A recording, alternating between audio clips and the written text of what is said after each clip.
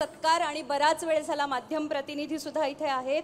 या सर्वांसमोर आता आपण कार्यक्रमाची सुरुवात करणार आहोत। त्यासाठी आधी समृद्धी महामार्गाची चित्रफित एव्ही प्लीज।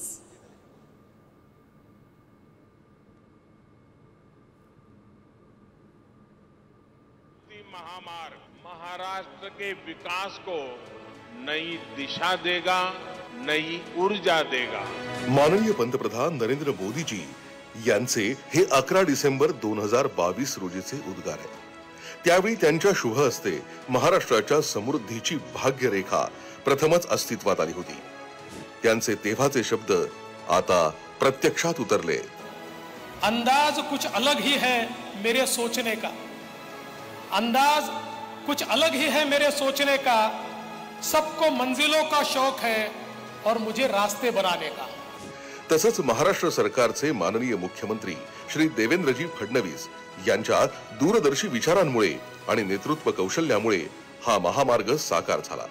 समृद्धी महामार्ग निर्माण करण्याची संकल्पना ही त्यांचीच तर होती। त्यांच्या आणि महायुती सरकारच्या दृढ विश्वासाचं प्रतीक म्हणून हा महामार्ग आज लोकांना सेवा देत आहे। या महामार्गाच्या तसंच महाराष्ट्र सरकारचे माननीय मुख्यमंत्री श्री देवेंद्रजी फडणवीस यांच्या दूरदर्शी विचारांमुळे आणि नेतृत्व कौशल्यामुळे हा महामार्ग साकार झाला। समृद्धी महामार्ग निर्माण करण्याची संकल्पना ही त्यांचीच तर होती। त्यांच्या आणि महायुती सरकारच्या दृढ विश्वासाचं प्रतीक म्हणून हा महामार्ग आज लोकांना सेवा देत आहे। या महामार्गाच्या आजवरच्या प्रवासावर एक दृष्टिक्षेप टाकला तर असं दिसून येतं की माननीय उपमुख्यमंत्री श्री एकनाथजी शिंदे यांच्या या आधीच्या कार्यकाळात हा महामार्ग सक्रिय झाला आणि लोकांना सेवा देऊ लागला।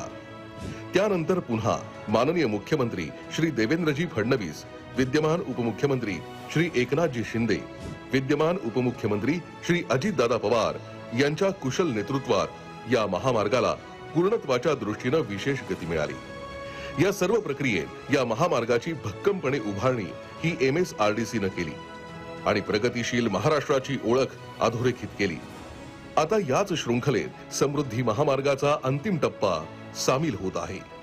हा 701 किलोमीटर लांबीचा ग्रीनफील्ड एक्सप्रेसवे 4 टप्प्यात विभागला गेलाय।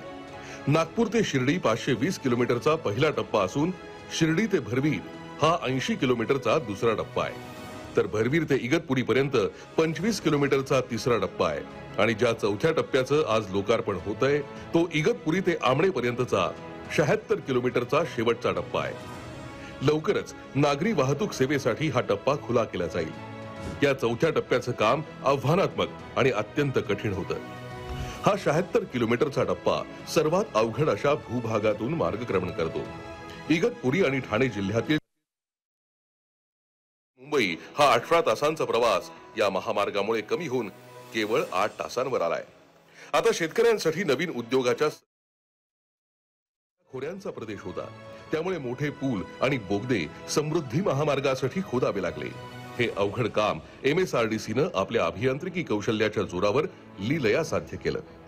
10 प्रमुख जिल्ह्यातून मार्गक्रमण करणारा समृद्धी महामार्ग इतर 14 जिल्ह्यांना देखील अप्रत्यक्षरित्या जोडला गेलाय।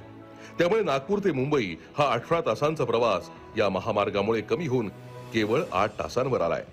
आता शेतकऱ्यांसाठी नवीन उद्योगाच्या संधी उपलब्ध होणार आहेत। विदर्भातील शेतकरी थेट आपलं उत्पादन मुंबईच्या दारात घेऊन येतोय, तसंच व्यापारी देखील कमी कालावधीत विदर्भ मराठवाड्यात पोहोचतायत। शिर्डी, छत्रपती संभाजीनगर, शेगाव यासारख्या धार्मिक स्थळापर्यंत सुद्धा आता कमी वेळेत पोहोचणं शक्य झालंय।